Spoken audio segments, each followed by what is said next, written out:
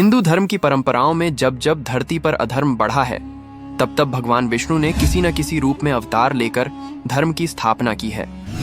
उनके 10 प्रमुख अवतारों में से एक, जो कम चर्चित है लेकिन अत्यंत रहस्यमयी और आध्यात्मिक दृष्टि से गहरा है, हयग्रीव अवतार। यह एक ऐसा रूप है जिसमें भगवान विष्णु ने मानव शरीर और घोड़े के मुखन के साथ अवतार लिया था। यह रूप जितना विचित्र दिखता है, उतना ही उसका उद्देश्य पवित्र और गंभीर था, ज्ञान की रक्षा और पुनर्स्थापना। सृष्टि की रचना के प्रारंभ में ब्रह्मा जी ने वेदों की उत्पत्ति की थी।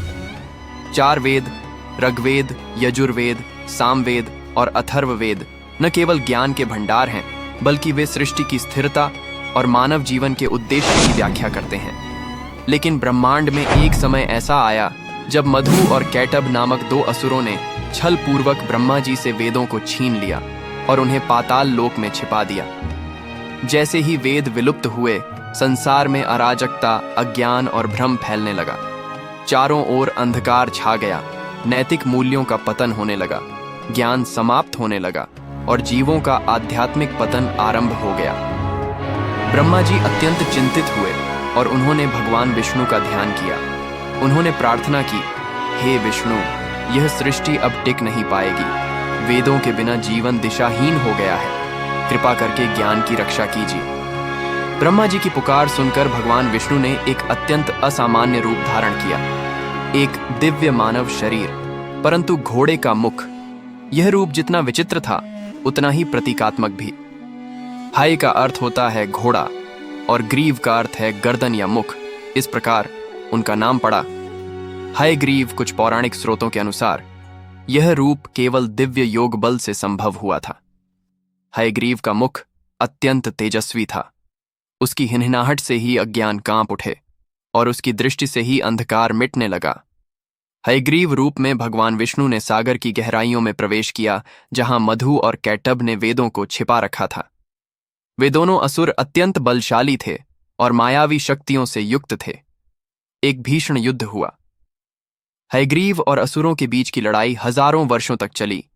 मधु और कैटभ अपनी माया से बार बार रूप बदलते और सागर की गहराइयों में छिप जाते, परंतु हयग्रीव की दिव्य दृष्टि और बुद्धि से वे बच नहीं सके। अंततः भगवान विष्णु ने उन्हें पराजित किया और मींबेइटॉन चारों वेदों को पुनः प्राप्त कर लिया। उन्होंने वेदों को ब्रह्मा जी को सौंपा और सृष्टि में ज्ञान और सत्य का पुनर्स्थापन किया। हयग्रीव अवतार केवल एक राक्षस वध की कहानी नहीं है।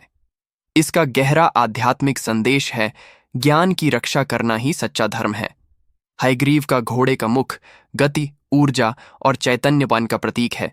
उनका तेजस्वी रूप बुद्धि, स्मृति और विवेक आने का प्रतिनिधित्व करता है। यह अवतार सिखाता है कि केवल शक्ति से नहीं, बुद्धि और विवेक से भी अधर्म का नाश संभव है।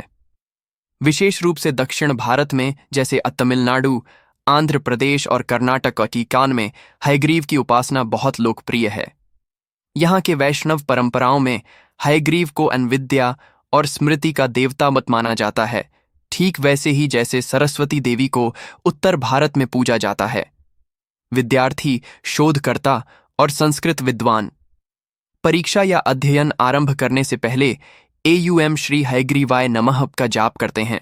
श्री वेदांत देशिक और हयग्रीव स्तोत्रम, महान वैष्णव संत श्री वेदांत देशिक ने हयग्रीव की स्तुति में हयग्रीव स्तोत्रम की रचना की थी, जो आज भी विद्या प्राप्ति के लिए उच्चारित किया जाता है। इस स्तोत्र में वे कहते हैं, ज्ञानानंदमयम देवम निर्मल स्फटिकाकृतिम आधारम सर्व विद्यानाम हयग्रीवमुपास्महे, जिसका अर्थ है, मैं उस भगवान हयग्रीव की उपासना करता हूं जो ज्ञान और आनंद से युक्त हैं, जो निर्मल स्फटिक की तरह प्रकाशमान हैं और जो समस्त विद्याओं के आधार हैं। ज्ञान की रक्षा। सच्चा धर्म वही है जो अज्ञानता को मिटाए और विवेक का प्रसार करे। शक्ति और बुद्धि का संतुलन। केवल बल से नहीं, विचार और विवेक से ही विजय स्थायी होती है। सत्य की पुनर्स्थापना। जब सत्य लुप्त हो जाए तो उसे पुनः प्राप्त करना ही ईश्वर का कार्य होता है। विद्या का आदर। ज्ञान के बिना जीवन दिशाहीन हो जाता है। हयग्रीव अवतार हमें ज्ञान के प्रति श्रद्धा सिखाता है। विष्णु का हयग्रीव अवतार एक ऐसा रूप है जो न केवल पौराणिक दृष्टि से अद्वितीय है, बल्कि उसका आध्यात्मिक महत्व आज भी उतना ही प्रासंगिक है। इस अवतार ने यह सिद्ध किया कि जब संसार में अज्ञान का अंधकार गहराता है, तब ईश्वर ज्ञान के प्रकाश के रूप में अवतरित होते हैं। तो अगली बार जब आप किसी परीक्षा की तैयारी करें या किसी नई विद्या की शुरुआत करें, तो एक बार AUM श्री हयग्रीवाय नमः का स्मरण अवश्य करें, क्योंकि वही हैं ज्ञान के सच्चे संरक्षक,